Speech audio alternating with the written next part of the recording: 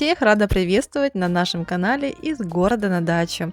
Ну вот настала весна, на улице потеплело и тянет на огородные подвиги. Ну а если кого не тянет, можете сразу перемотать на 3-ю минуту, там начнется про ремонт. Знаю, что не у всех еще снег растаял, но ничего, друзья, скоро, очень скоро вы сможете, как и я, рвануть на дачу к любимым долгожданным грядкам, натянуть галоши, одеть старенькую, не модную в городе куртку, но очень удобную для работ в огороде. Головной убор, шапочка или платок. Не забываем также про перчатки. Наверняка вы прикупили новую пару, но припрятали до лучших времен, так как с прошлого года у вас остались, как и у меня, с десяток жалко выкидашек, которые прячутся в коробочке либо висят вот так на прищепках.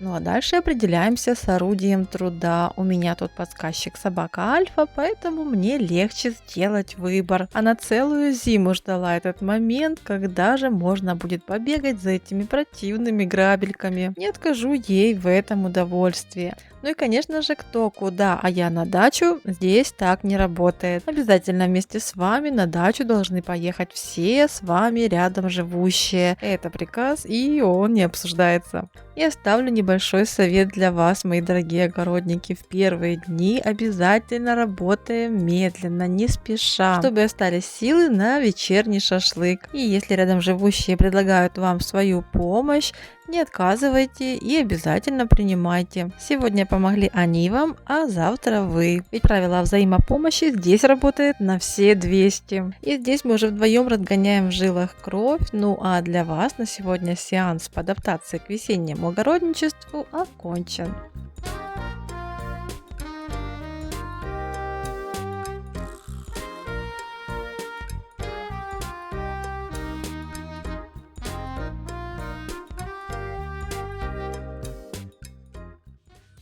Но теперь переходим к ремонтным работам. За этим окошком была вот такая спальня. Ее мы решили переделать под ванную комнату и санузел. Поменяли окно, понемногу отделываем стены, но главная задача это сделать теплый пол.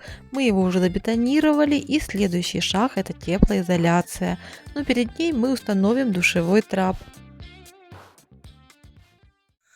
Немного здесь мешает дверь, придется ее подпилить. Рома приготовил инструмент, вот, потому что по толщине не хватает нам свободного места. Но уберем.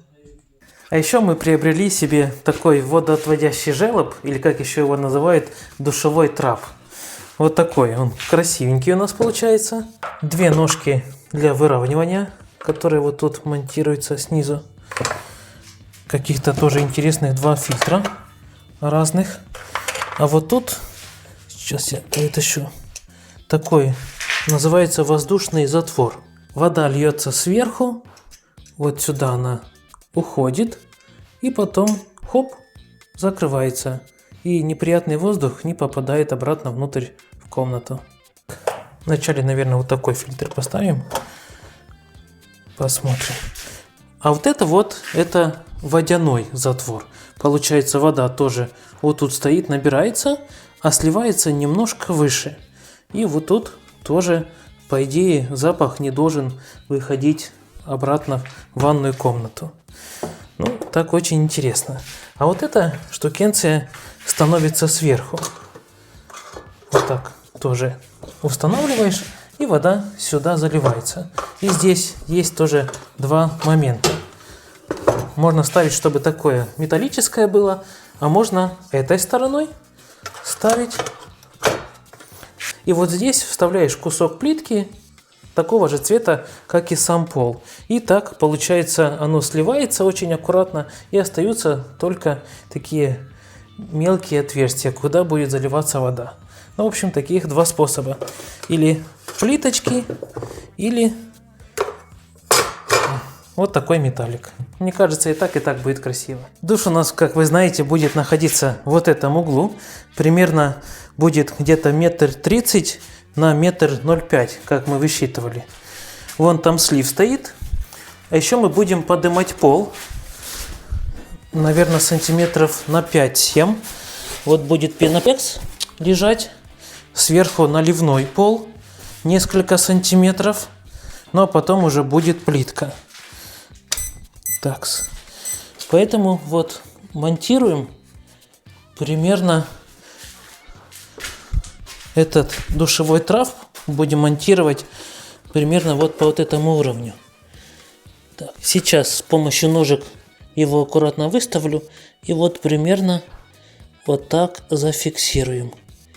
Чуть-чуть, может быть, ниже вот этого уровня, чуть-чуть ниже. О, вот так примерно. Сейчас мы с Викочкой смажем все стыки и соединения труб герметиком.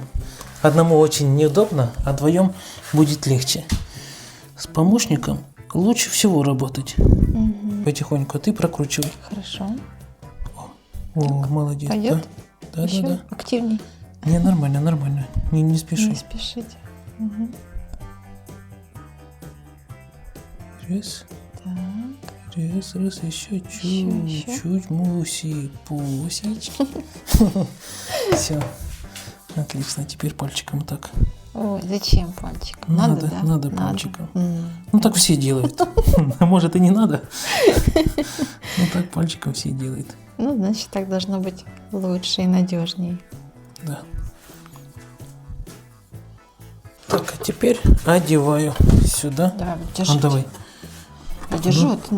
О, А, все. хорошо с этим. Видишь, как он прям туда чпык, Как зиг, и да? все, и на месте. Видите, у нас тут такой есть поворотный механизм, поэтому можно крутить туда-сюда. Это хорошо. Ну, при установке, да, Да. так будет проще, легче установить. Да, пошел. Да. Так, а пока Рома там устанавливает, в прошлом видео мне пишут: Вика, сними пленку. Другие пишут: да вы уже и говорили. А я отвечаю: я уже сняла пленку на окнах, ну сняла же ж.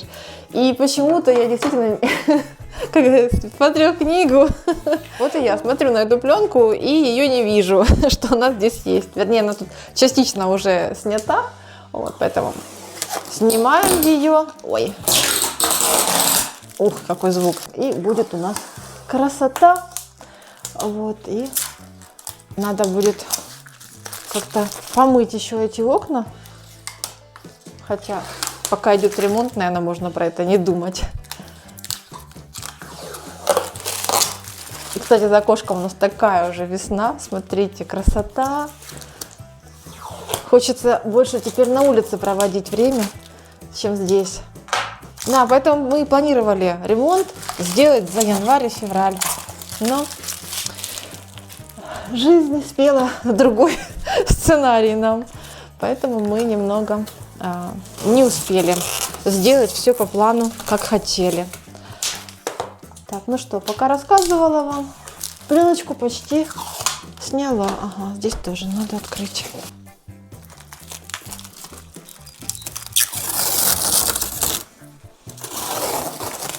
Ух, тут уже хуже снимается. Вот так. Так, все, пленочку сняла. И кое-где, вам скажу, почему-то уже вот здесь особенно она снималась очень тяжело. Так, ну не очень, но тяжело. А на улице красота! Венечка, Веня. Это его территория, он любит здесь гулять. Да, Вень? А ну, прыгай, иди. А ну, умеешь? О, научился взлетать! Раньше ему нужна была лестничка, чтобы залезть. А теперь он взлетает сюда, да? Научился. Котик, серенький. Ой, на тебе даже пыль не видно, а? О, Веня. Ты видел это? Смотри. Только сняла ленту. Тебе как матрас надо выбивать. Хоп, прошелся. Ближе. Покажи, да. Рассмотрю, думаю, что такое пыль. Пыль, вот это пыль. От кого, а? Мяу. Душевой трап установлен, и еще Рома решил выровнять всю поверхность пола жидким цементным раствором. Ну и после того, как он высохнет, приступим к монтажу теплоизоляционных плит. Веснушечка, ты к нам пришла проверять работу. Ты новый помощник прораба. Рома, ну все классно получилось. Вообще все так ровненько. Ну вот, да. Супер. Ну что, теперь можно переходить к следующим этапам работы. И как вы знаете, мы хотим здесь сделать теплый пол. У нас это ванная комната. Вот, и она у нас угловая. Конечно, тепло от печки доходит сюда очень долго. Поэтому мы решили сделать электрический теплый пол, систему теплого пола сюда положить. Вот. Но перед тем, как перейти к ее установке, нам нужно не пропустить важный этап – это утепление. Да, пол это не стены, поэтому очень важно все сделать хорошо с первого раза, чтобы потом не переделывать и не было таких лишних и ненужных затрат. Да. И потом, не кусать локти, почему вы сразу не сделали, да? Ничего, в этот раз будет все хорошо. В этом углу у нас как раз будет установлен душевой трап.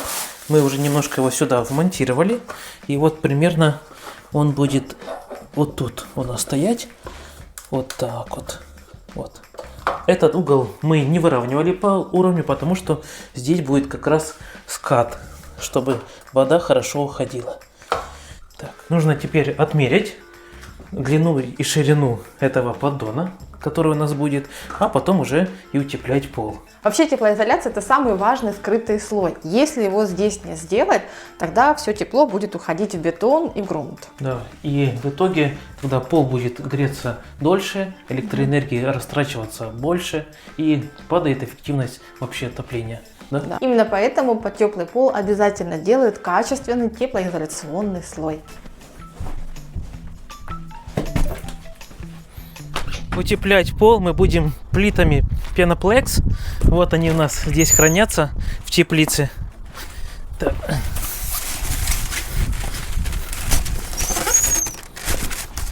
В одной упаковке по 7 плит. Вначале одну возьмем, а потом и остальные принесем.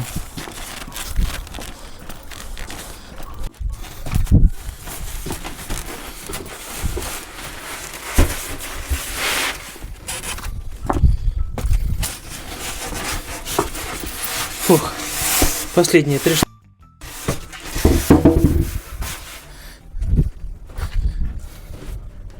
Ранее, когда мы делали пол в коридоре, мы использовали плиты Phenoplex Comfort. Но позже мы узнали, что есть более подходящие плиты для полов. Это Phenoplex Fundament. Главное отличие между плитами Phenoplex Comfort и Fundament – это прочность. Плиты Fundament, они намного прочнее и предназначены для нагруженных конструкций. А у нас здесь как раз ванная комната, она большая, она будет максимально нагружена, потому что будут и стиральные машинки, и шкаф, и бак, тонник, скорее всего, что для воды. Так что нужно выбирать именно самую прочную из этих плит, и мы взяли Phenoplex Fundament. Но по цене у этих плит разница небольшая, особенно если вы будете заказывать у официальных дилеров. Так, душ у нас будет, мы померили, чтобы такой был более-менее ровный, 1,7 метра шириной будет, и длиной вот тоже примерно 1,30 метра.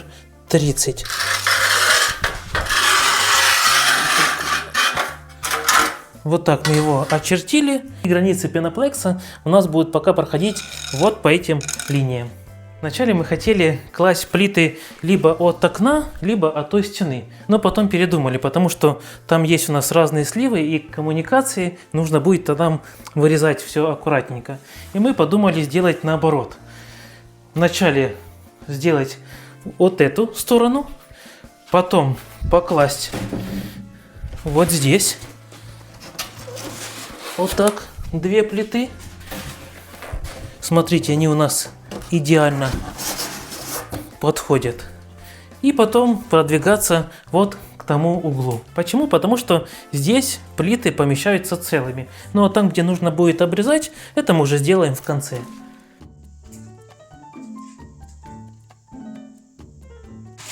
Хороший мальчик. Пока Персик дрыхнет, у нас сегодня прорабом работает Беня.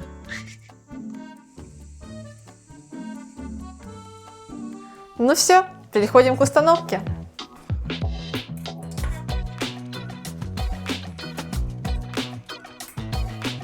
Клеить плиты мы будем на клей-пену.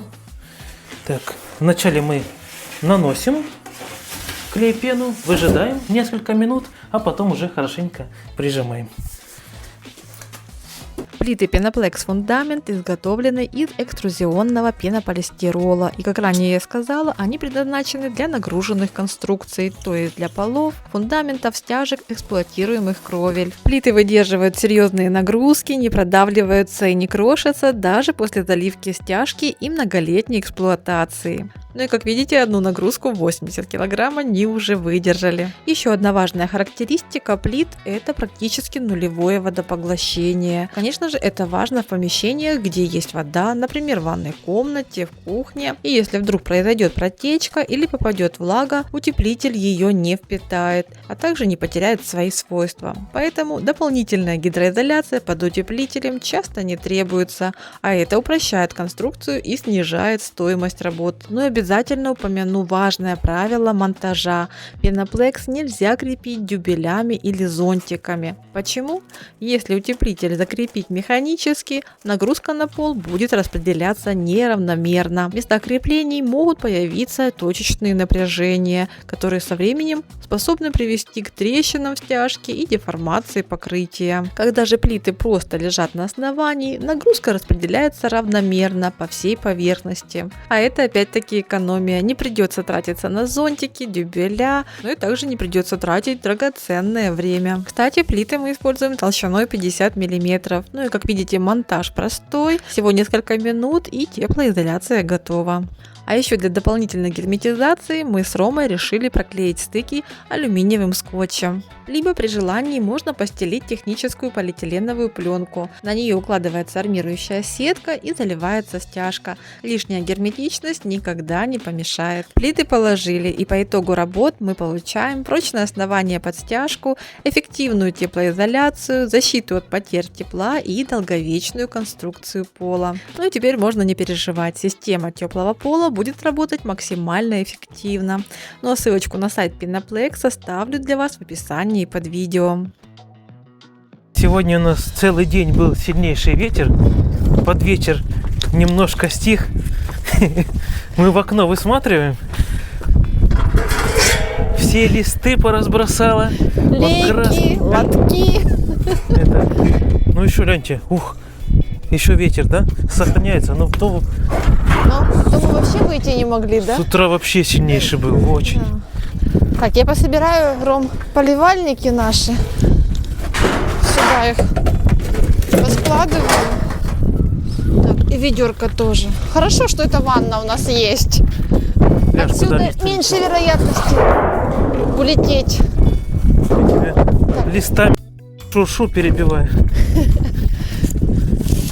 Даже надо было скинуть все листы. Представляешь? Рома, еще давай покажем тазик. Железный таз, да? Смотрите, как встрял в розу. Это ветром его так снесло. Не поломал хоть? Да вроде нет. На, туда в ванную. Это ж надо так, а? Что? Персик, ты еще песенки поешь. Он боится ветра. Сейчас пойдем домой. У него страх остался, да? Иди сюда. Когда были пожары начинались вот с таких сильных ветров. Поэтому он как только ветер, он старается ближе к нам быть. Вот, какая-то такая фобия у него осталась, да? Персик. Ну. Вот, смотри, ваши лоточки. Унитазики, лоточки тоже поразбросала. Персик, Да, бери, иди домой, бери. Я их отнесу. То они стояли и без дела. Да? А еще нету одного поддона. А вот оно. Любитель на ручках, смотри, вообще без проблем, да? Вот что это за кот такой?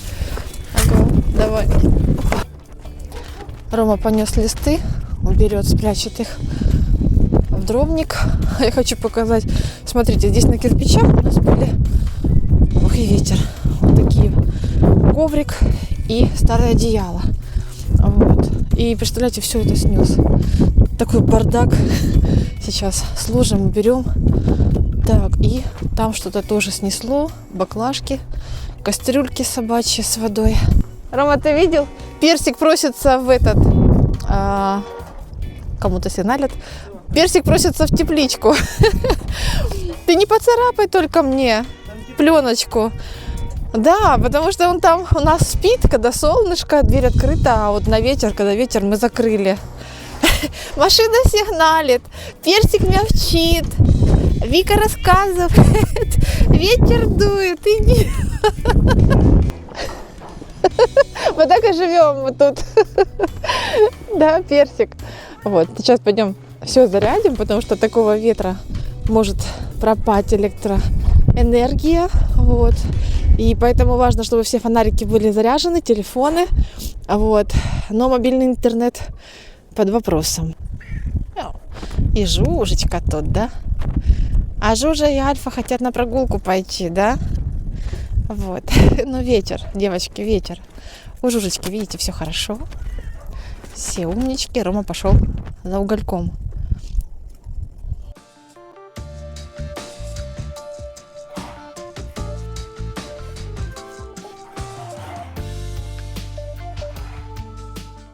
В прошлом видео мы показали, как у нас появился забор. Правда, он очень старенький, вернее, профлист испорченный после пожара, но тем не менее мы его установили, хорошенько его вымыли, и вот такой забор у нас получился. Правда, теперь нужно его покрасить, так сказать, обновить. И спасибо вам, дорогие зрители, за поддержку под прошлым видео, потому что, если честно, такой забор было немножко стрёмно показывать. Но думаю, что покраска спасет ситуацию, и забор обретет новый вид.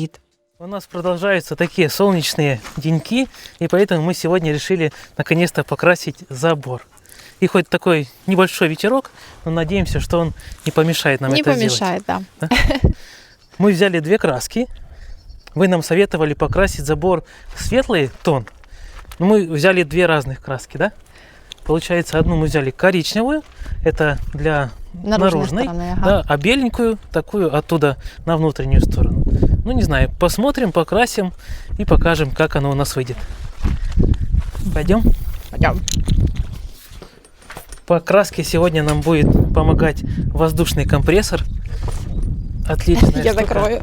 для всех разных дел, да? Угу. Так, давай я сюда его поставлю. Ну, мы так Посмотрим. подумали, что нам вообще еще работ очень много, и нам уже давно хотели компрессор.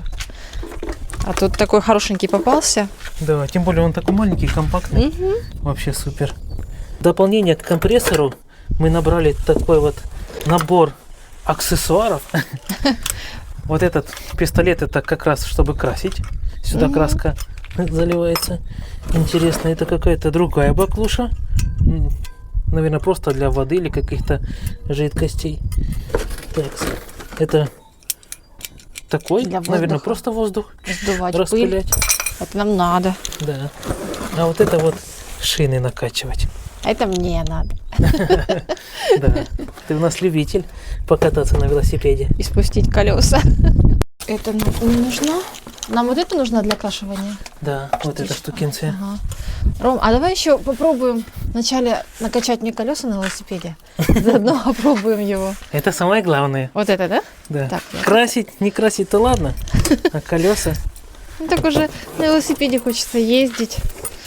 Хорошо, давай. Не хочется вручную качать колеса. Тут за зиму прилично они спустились. Ну, дай попробуем. Ну да, А задние вообще. передняя еще нормальная. Ну, подкачать надо. Да. О, а задняя вообще. Я помню свою последнюю поездку. Не пробитая, но нет? Надеюсь, что нет. Хотя Так, все ну может ладно. быть. Давай мы включим его, подкачаем воздух. Ага. Так,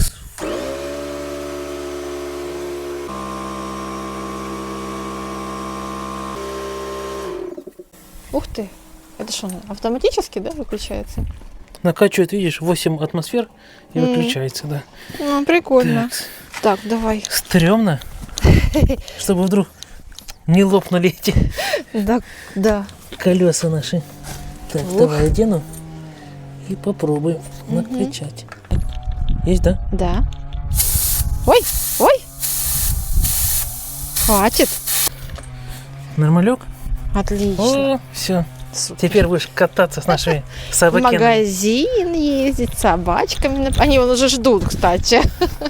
Не, собачки потом. Там где тут ножка. Неси краску. Несу. Разведем ее, сделаем такую пожиже и будем пробовать красить. Будем пробовать. Так, что у нас по краске? В общем, я маленько расстроилась. Но вроде бы радоваться надо, что муж такой заботливый, берет на себя работу. Но он поспешил, закупил краску уже для забора. А я хотела вообще краску взять ту, которой мы красили дверь. Это, по-моему, Мастер Прайм была красочка. Вот, она не выгорает, потому что дверь у нас вот полностью на солнце стоит, и ничего ей, и она такая прочная, хорошая. Ну, а вот это не тоже знаю. не выгорает. Мне дядька на рынке сказал, Обещал? что это тоже будет хорошее. Ну, Шоколадно-коричневое. Вот тебе шоколад. Ну, главное, что коричневая, да. Коричневое. Вот и просмотрим. А это белая, да? Говорю, посмотрим. Это именно белая, да? Это белое, да, обычное там. Я хотела маленькую сделать серинку. Мы покрасим белым, Хорошо, а да. потом, как ты захочешь, покупай, крась, рисуй, цветочки, что хочешь. В общем, Так, сейчас я вот так пойду вот. возьму отвертку, открою и Давай. да. разбавим немножко, чтобы хорошо было красить. Так, вот такая коричневая. Там такая коричневая. Так, С краской определились, да и как работает компрессор, тоже разобрались. Компрессор работает от сети, да тоже не проблема, переноска длинная у нас имеется. Забор у нас не маленький, поэтому красить кисточкой или валиком это неудобно и долго. А с такой штукой покраска обещает быть очень быстрой. Перед работой обязательно одеваем защитную маску, ну и вперед. И по-моему все получается очень даже неплохо.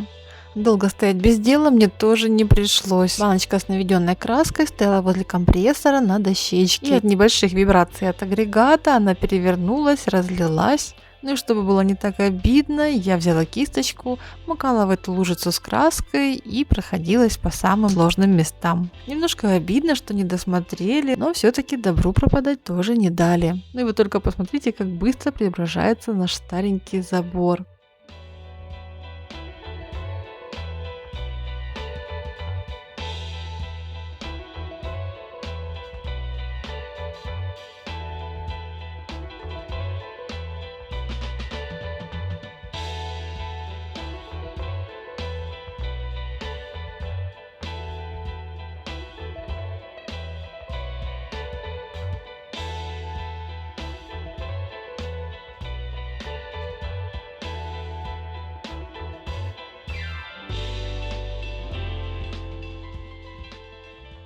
вот такой у нас получился заборчик.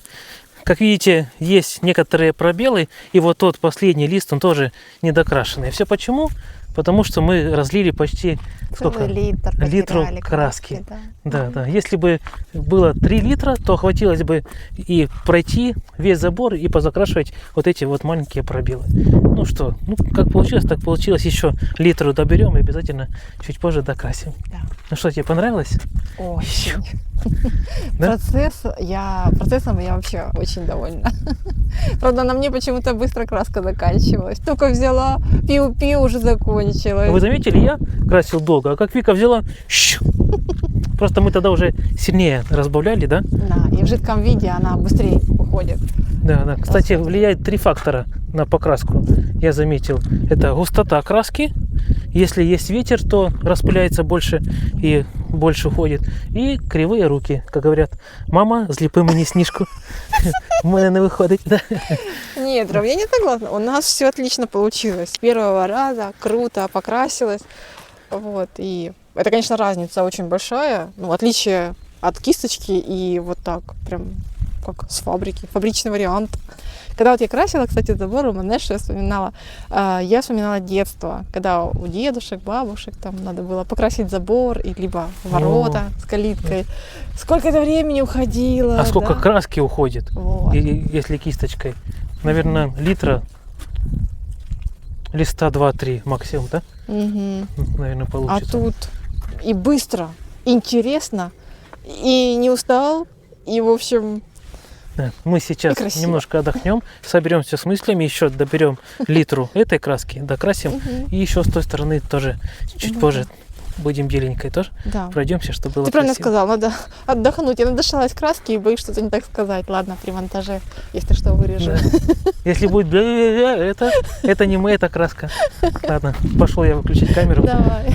Мы Мы приложили совсем немного усилий, но сделали очень большую работу. И вот так теперь выглядит наш забор, и результатом я очень довольна. Так как работ по покраске у нас еще очень много, этот процесс мне теперь не страшен, ведь окрашивать с компрессором намного быстрее. Весна настраивает на какую-нибудь переделку, но сил порой хватает только на разбор. Поэтому мы с Ромой взялись за разбор старых кресел. Для нас это просто старенькая мебель, которая стоит без дела, да и место занимает.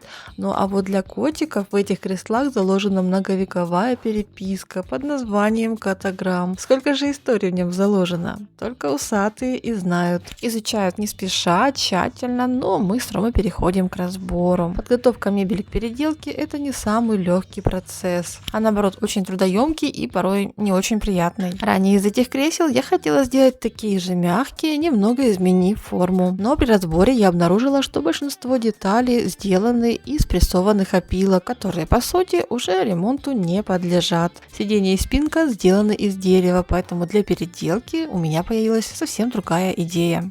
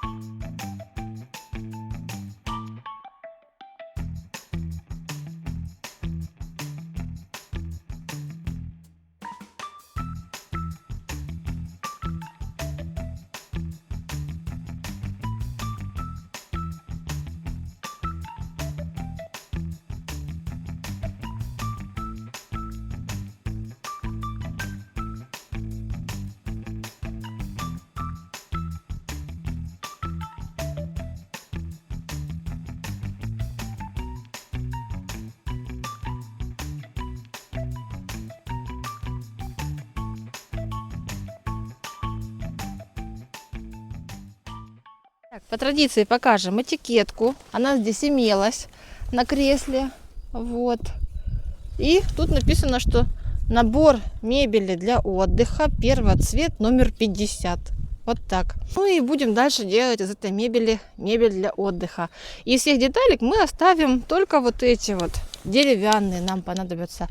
Ну а что я хочу из этой мебели, и вернее из того, что от нее осталось после нашего разбора, ну я скажу немножко позднее тогда, хорошо? Если хотите пораньше узнать, переходите в телеграм-канал.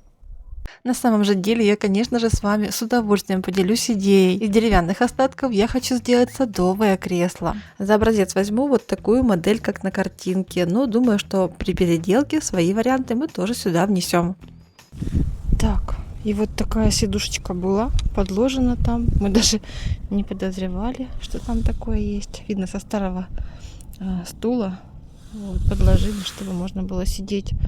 Так, и вот такой вот был, я так думаю, что изначальный, переплет, не переплет, вот такая обшивка была изначальная у этого кресла. Интересно смотреть на историю вещей, которые ты переделываешь. Это уже видно, повторная обивка была. Но это уже при Роме. Рома говорил, что вот это была новая уже обивка, когда он брал этот комплект диванов и кресел. Дивана и кресел. Вот.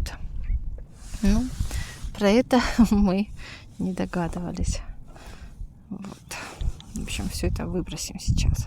Так, дома отходи. Вот. Кошка тут не дает мне съемки делать. Вот такие вот ножки. Они хорошенькие. Так, еще один бежит. Ну что это такое? Не могу сделать один кадр. Ты соскучился за Томой, да? Где ты был? Ну, началось. Так, про ножки. Вернее, вот такие колесики мебельные. Вот, мы их выбрасывать не будем. Мы их тоже отвинтим и сохраним. Получается, у этого кресла их 4 штучки. И еще у нас одно кресло, тоже 4 штучки. Такие вот колесики нам пригодятся для, когда мы будем переделывать 2 дивана. потому что мы хотим их сделать такими более модульными, поэтому там нужны будут вот эти колесики. И вот эти вот тигрюли рыжие тоже нам нужны, да, чтобы потом спать на новых диванчиках, креселках.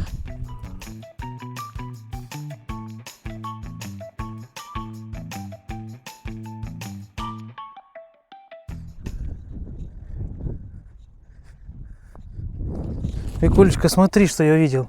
Еще осенью обрезали мы черешню. Вот оно пролежало всю зиму под снегом, под морозом.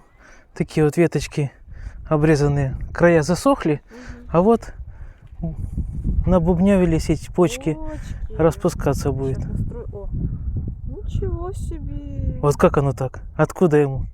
С самой ветки берет, да? Угу. Еще распустится скоро. Может так повтыкать? И черешни у нас вырастут. Зрители наши, подскажите, что делать с этими ветками? Если мы их так втыкнем, будет ли расти дерево? Я далеко не буду выкидывать эти ветки. Подожду от вас ответ. Ром, как раз посадим там на поле, да? Вернее, посадить бы там на поле. Вот мы хотим там новые деревца посадить. Вот, если бы можно было, так тыкнул, и пусть растет.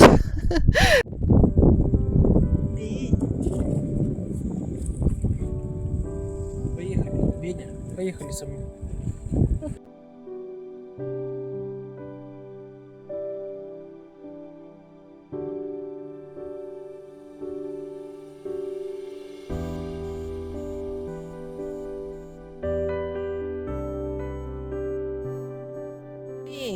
Ах ты ж и котик. Нравится тебе? Нравится на уличке, да? Нравится? Ох ты красавчик.